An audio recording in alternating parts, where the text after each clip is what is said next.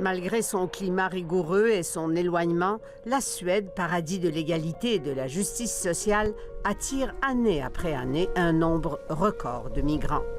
Ici, 1 habitant sur 100 est un demandeur d'asile. C'est dans le fin fond d'une campagne, à 3 heures de route de la capitale, Stockholm, que nous sommes allés rencontrer une de ces familles réfugiées. Une famille pas comme les autres. Au début, la souffrance se lisait sur son visage. Kostan, 18 ans, et sa sœur Milena, 13 ans, sont les 2 enfants aînés d'une famille arménienne venue ici de Moscou. Ils ne sont pas juste endormis, ils sont dans un état comateux depuis 2 ans et demi pour l'un et presque 2 ans pour l'autre. C'est impossible d'ouvrir la bouche car les muscles sont trop contractés. Ils ne bougent pas, ne parlent pas, n'ouvrent pas les yeux, ne desserrent pas les dents.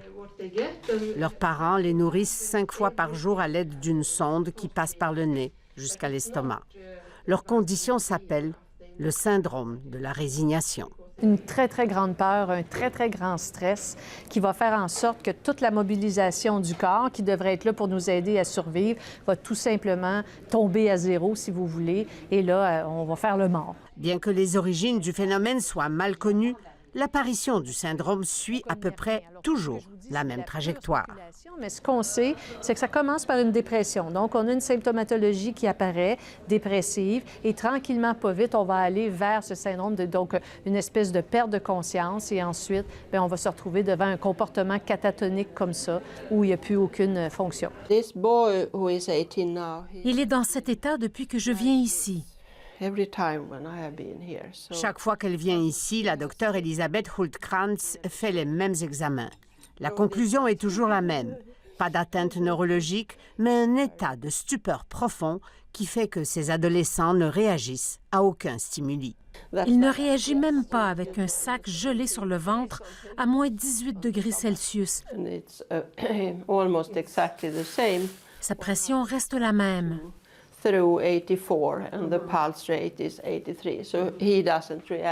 Depuis que cette spécialiste en ORL a pris sa retraite il y a quelques années, elle s'est occupée bénévolement d'une 50aine d'enfants atteints du syndrome de résignation. Dr Hultkrantz connaît chaque histoire par cœur. Elle a vu la jeune Milena sombrer dans cet état en voyant ce qui arrivait à son frère aîné. Voir l'état de son frère se dégrader l'a affecté.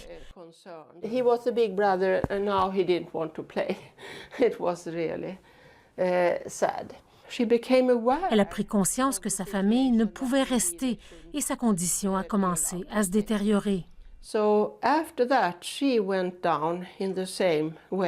Selon elle, pratiquement tous ces enfants ont une histoire de vie particulièrement dramatique.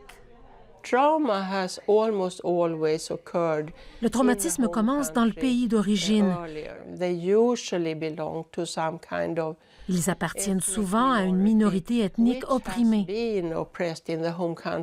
C'est exactement la situation de la famille de Kostan et Milena, venus de Moscou.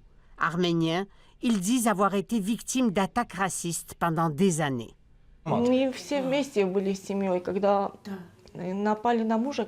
Ils ont attaqué mon mari. J'ai juste eu le temps de prendre les enfants et de m'enfuir. Une fois les enfants à la maison, je suis revenue et j'ai trouvé mon mari inconscient. Il est resté à l'hôpital 1 semaine. Nous étions terrorisés. Les attaques verbales, notamment contre les enfants à l'école, étaient leur quotidien à Moscou. Une des causes est la ferveur nationaliste et religieuse. Du temps de l'Union soviétique, ça n'existait pas. Pour cette famille, l'espoir d'une vie meilleure et plus sécuritaire en Suède s'est transformé en cauchemar. Ce pays, autrefois parmi les plus ouverts aux réfugiés, a décidé de fermer ses portes l'automne dernier. La famille a reçu un premier refus. Elle est maintenant menacée d'expulsion. Les autorités nous disent que malgré la condition physique de nos enfants, ils peuvent nous expulser. Mais dans quel pays? Depuis le début des années 2000, on a diagnostiqué le syndrome de résignation chez plusieurs centaines d'enfants réfugiés en Suède. Et de nombreuses théories ont circulé sur son mécanisme. On a même soupçonné la simulation. Je ne connais aucun enfant de 8 ans qui pourrait négocier le fait de cesser de s'alimenter pendant 2 ans et demi. C'est presque impossible. Le deuxième, ils ne réagissent pas à la douleur. Et ça, bon, la douleur, c'est pas quelque chose qu'on peut simuler, de ne pas réagir à la douleur. Leur situation semble désespérée. Pourtant, Costan et Milena pourraient en sortir. La condition première, que la Suède leur accorde la résidence. On l'a vu dans des centaines de cas d'enfants avant eux. Ils sont comme la Belle au bois dormant. Elle est Blanche-Neige endormie. Si elle se sent en sécurité et reçoit de l'amour, elle se réveillera. Il n'y a qu'un médicament possible pour ces enfants-là et ça s'appelle la restauration de l'espoir. Alors voici le médicament. En tout cas, ça fonctionne.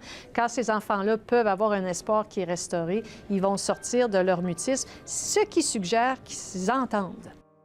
En attendant, aucun signe d'espoir du côté des autorités. La famille craint le pire.